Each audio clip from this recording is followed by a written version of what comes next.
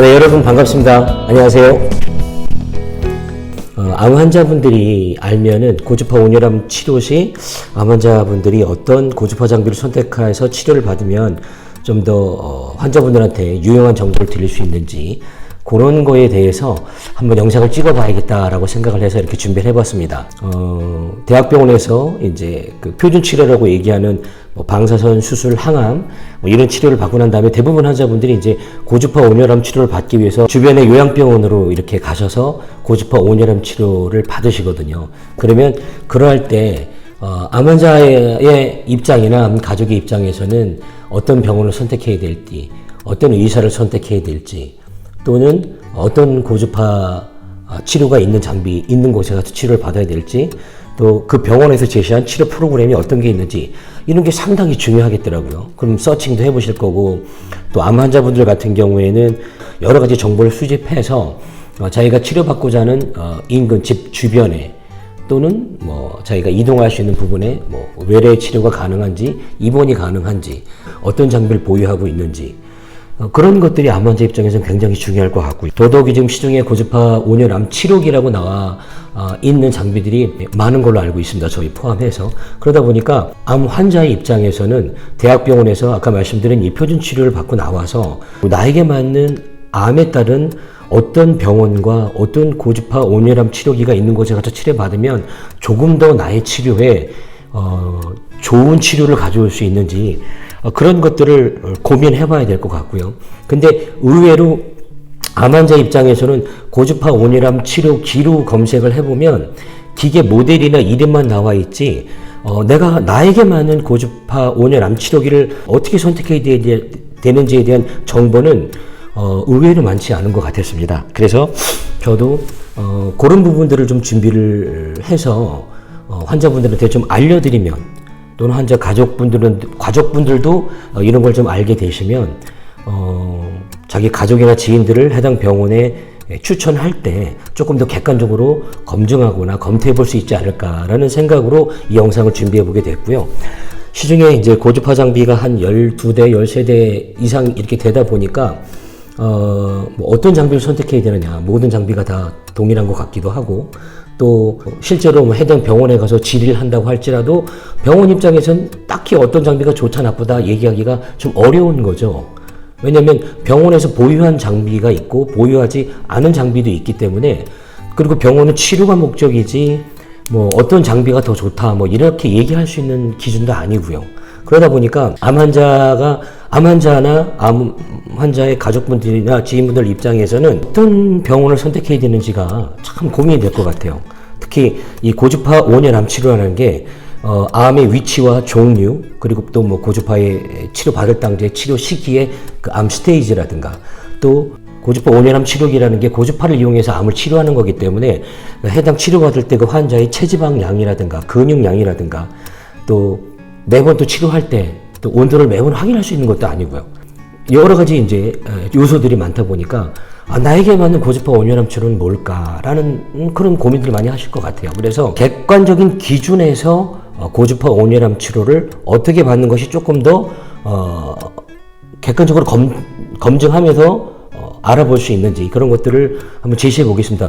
첫 번째로는요, 해당 병원에 가셨을 때 그 장비가 의료기기, 이 의료기기 허가를 득했는지, 여기서 의료기기도 그냥 고주파를 이용한 뭐 재활이나 물리치료실에서 쓰는 그런 고주파나 저주파를 이용한 기기는 안 되고요. 반드시 고주파를 이용을 해서 암을 치료하는데 사용되는 장비로 허가를 받은 그런 고주파 장비가 있는 곳에 치료받으시는 게 중요해야 될 것 같습니다. 두 번째로는 이 암에 사용되는 고주파 장비가 우리가 고주파 온열암 치료 또는 하이포더미아 치료라고 인터넷에서 검색을 해보시면 객관적인 스탠드 기준들이 많이 나와 있습니다. 많은 의사 선생님들이 고주파 온열암 치료, 하이포더미아라고 하는 치료는 고주파라는 에너지를 이용해서 신부의 온도를 40에서 43도까지 올려서 치료하는 것을 고주파 온열암 치료라고 합니다라고 많이들 말씀하고 계시거든요.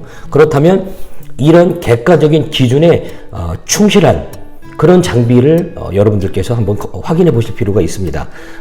실제로 고주파 온열암 치료를 하려면 40에서 43도의 온도를 올려서 치료해야 되는데, 그러면 그렇게 온도를 올릴 수 있는 기능을 탑재했는지 그걸 좀 보셔야 될 필요가 있습니다. 왜냐면 시중에 나와 있는 장비 중에 일부 장비들 같은 경우에는 실제로 심부의 온도를 40에서 43도의 온도를 올리려면 의외로 화상이 발생할 수가 있습니다. 그래서 온도를 실제로 그 해당 온도까지 못 올리는 경우가 있거든요.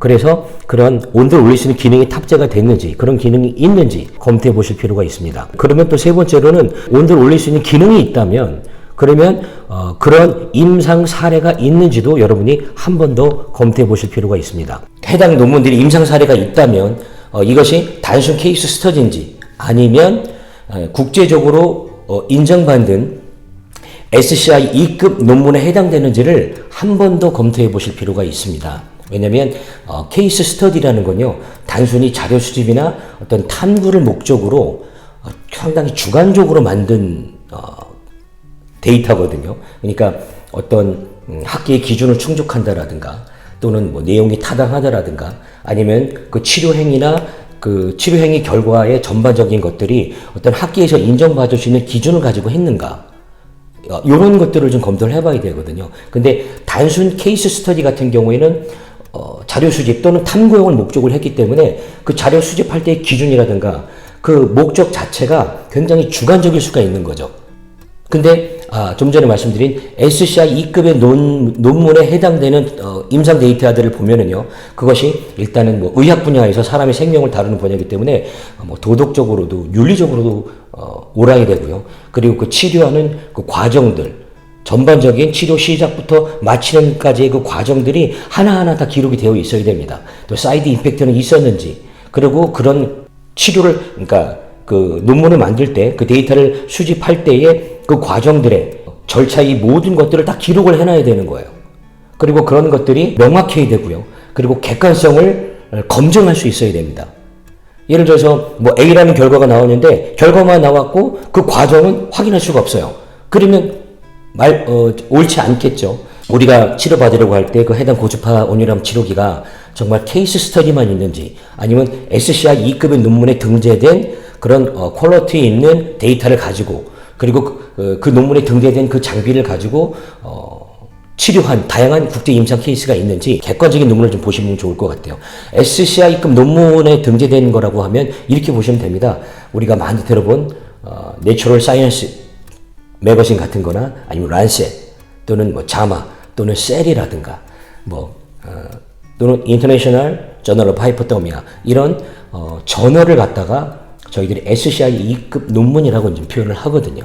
그래서 이 SCI급 논문에 등재가 되면 해당 의사 선생님들한테는 명예롭다고 볼 수가 있죠. 그리고 그 논문이 얼마나 많이 인용이 되는지도 중요합니다.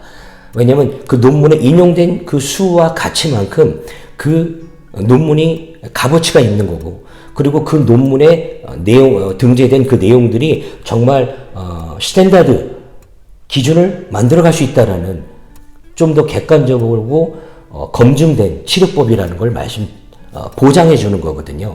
네 번째입니다. 네 번째로는 다는 아닙니다. 다는 아니지만 일부 병원들 같은 경우에는 해당 병원에서 고주파 온열암 치료는 온도를 40에서 43도 온도를 올려서 치료하는 겁니다 라고 객관적인 명확한 기준을 말씀하시고, 또 유튜브나 아니면 뭐 홈페이지나 채널을 통해서 말씀을 하시지만, 막상 해당 병원에 가보면 그런 기준에 충족하지 못하는 장비를 보유하고 계신 경우가 간혹 있더라고요. 그래서 이거는 조금 안 맞지 않나. 왜냐면 환자분들은 그 병원에서 홍보한 얘기를 믿고 갔는데 막상 내가 치료받는 장비는 그런 장비가 아니라면 굉장히 혼란스럽겠죠. 그렇다고 하이퍼더미아의 기준을 말씀을 하고, 그렇지만 거기에 그 온도를 못 올리는 장비를 가지고 치료 행위를 한다고 할지라도 사실은 법적으로는 문제는 없습니다. 왜냐하면 우리나라 식약처에서 전임상을 통과한 의료기기를 가지고 해당 병원에서 의료 행위를 하는 것 자체는 적법한 겁니다. 그리고 실제로 그 장비가 전임상만 통과해도 식약처에서 허가를 내주기 때문에 전임상을 가지고 했을 때는 충분히 온도를 올릴 수 있었던 데이터가 있었던 거죠. 그렇기 때문에 온도를 올려서 치료할 수 있다라고 말할 수도 있는 겁니다. 그러나 실제로 환자의 입장에서는 전임상, 동물을 가지고 한 데이터보다는 사람을 가지고 치료한 경험치와 사람을 가지고 치료한 논문의 편수가 많으면, 그리고 그런 것들이 조금 더 역사가 오래되었다면 조금 더 환자 입장에서는 내가 어느 병원과 어느 장비를 선택해서 치료받을지에 대한 선택의 기준에서 좀 더 환자분들이 옳은 바른 선택 또는 나한테 맞는 나한테 맞는 장비를 내가 선택하는 데 있어서 조금 더 객관적인 기준을 제시할 수 있지 않을까 싶습니다. 요즘에 워낙 고주파 장비가 많고 또 다양한 치료법들이 많다 보니까 나에게 주어진 시간과 경제적인 돈은 한정이 되어 있고, 그럼 그런 상황에서 선택은 올거지 사실은 환자의 선택이 더 많은 부분을 차지하게 되는 것이 시중의 현실입니다. 왜냐하면 아까도 말씀드렸지만 병원의 입장에서는 식약처에서 고주파 온열암 치료로 허가를 받고 나온 장비를 가지고 치료하는 행위 자체는 전혀 불법이 아닙니다. 적법한 거고요. 또 그것이 SCI급 논문의 편수가 적다 할지라도 사실은 병원 입장에서는 문제가 될 건 없거든요. 그러나 환자의 입장에서 보면 나에게 치료할 수 있는 시간과 내가 이 암에 투자할 수 있는 비용은 어느 정도 한계가 있다는 거죠. 그렇다면 내가 어떤 병원을 선택해야 되고 어떤 의사 선생님을 선택을 해야 되고 어떤 고주파 온열암 치료 장비가 있는 병원을 선택해야 될지는 사실은 환자분들이 먼저 기준을 잡고 가는 게 좋을 것 같아서 말씀을 드리는 겁니다. 이 고주파 온열암 치료기를 선택을 할 때 나에 맞는 고주파 온열암 치료기는 뭘까라는 것을 환자분들 입장에서는 정말 고민을 많이 할 것 같아요. 그러면 그랬을 때 환자분들 입장에서 조금 더 객관적으로 선택할 수 있는 그런 기준은 뭘까? 그 기준을 제가 오늘 영상에서는 이렇게 말씀드리고 싶은 겁니다. 그래서 첫 번째로는 의료기기 허가를 득해야겠죠. 두 번째로는 그 의료기기 허가를 득했다면 그 고주파 온열암 치료기가 하이포더미의 기준이라고 삼고 있는 40에서 43도의 온도를 올릴 수 있는 그런 기능을 탑재하고 있는지 그걸 한번 확인해 보셔야 될 것 같고, 그런 기능을 탑재하고 있다 할지라도 그것이 전임상에 끝나는 케이스 스터디만 국한된 것이 아니라 국제적으로 인정받는 SCI 2급에 해당되는 논문에 사용된 장비인지, 그리고 그런 SCI급 논문에 정말 많이 인용이 된 장비인지 그런 것들을 한 번 더 검토를 해보신다라는 거. 그리고 네 번째로는 내가 선택한 병원에 있는 장비가 정말 그런 목적에 부합된 장비인지. 광고는 하이포더미아 치료는 온도를 올려서 40에서 43도의 온도를 치료하는 겁니다 라고 얘기했지만 막상 가봤는데 법적으로는 문제 없지만 그렇게 온도를 올려서 치료할 수 있는 장비가 아니라는 건, 이랬을 때는 이건 이 네 가지 기준을 검토해 보셔야 되고, 이런 입장에서라면 환자분들이 내 몸이고 내 치료기 때문에 충분히 검토해 보셔야 될 것 같아서 말씀드리는 겁니다. 사실 고민도 많이 했었어요. 시중에 고주파 온열암 치료 기기가 많은데 뭐 어떤 장비 좋다, 어떤 장비 나쁘다, 사실 이렇게 말씀드릴 수는 없거든요. 그렇기 때문에 저희들이 논문을 가지고, 그리고 SCI급 논문에 등재된 고주파 온열암 치료, 하이포더미아 치료는 이러이러한 기준을 갖고 치료해야 됩니다 라고 나온 수십 편, 많게는 수백 편의 논문들에서 제시한 것들을 보면서 암 환자분들한테 이런 그런 객관적인 정보라도 제시를 해드려야겠구나, 최소한 내가 치료를 받을 때 이러이러한 기준은 알고 치료를 받아야겠구나 라는 것을 말씀드리고 싶었습니다. 여시대학교 의과대학의 치료방사선과의 김귀연 교수님이라고 계십니다. 이 해당 논문이 1987년도에 나온 거거든요. 이 87년도에 나온 논문에서도 고주파 온열암 치료는 온도를 39도 이상, 40에서 43도의 온도를 올려놓고 치료했을 때 이 사이에서 치료할 때의 치료 효과가 가장 잘 나온다고 얘기하고 있습니다.